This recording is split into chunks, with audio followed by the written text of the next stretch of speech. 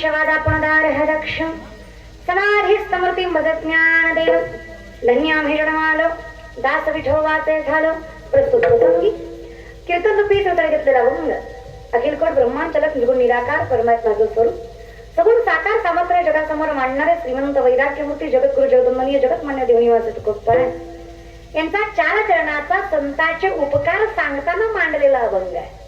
अखंडितपणे संत किती मानव जीवनावर उपकार करतात याचं वर्णन अभंगात आहे. अभंगात कौतुक जरी आईचं असलं, वर्णन जरी आईचं असलं, तरी जिला माय म्हणलंय ती संत आहे. आता ताकद लक्षात घ्या, संतांना माय म्हणावं इतकी ताकद आईच आहे आणि आई संतांना म्हणावं इतके प्रेमळ संत आहेत.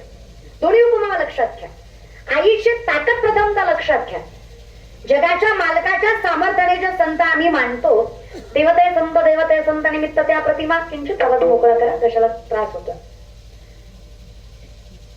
जिथे सामर्थ्याने आम्ही सांगतो की संत आणि देवात तीळ मात्र फरक नाहीये. आरशा समोरचा आणि आरशाचा तसा एकच स्वरूप आहे, ते प्रतिबिंब आहे. संतांचं तसंच आहे.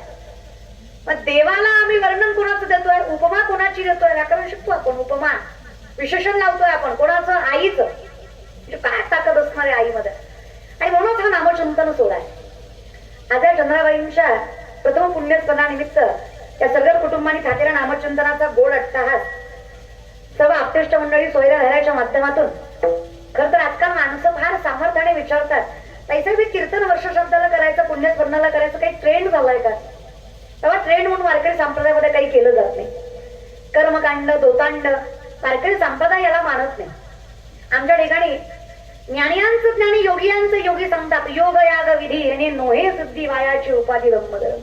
म्हणजे योगी श्रेष्ठ नाहीये असं नाहीये, पण संसारिकाला योग करता येणं शक्य नाहीये. त्याग भूमिका संसारिकाला जमणार नाहीये, हरकत नाहीये. तुका म्हणे माझे तुम्हा बाकी तुम्ही करा. जाणे माऊलीचे तुमच्या विषयी संतांना कळतंय, बरं किती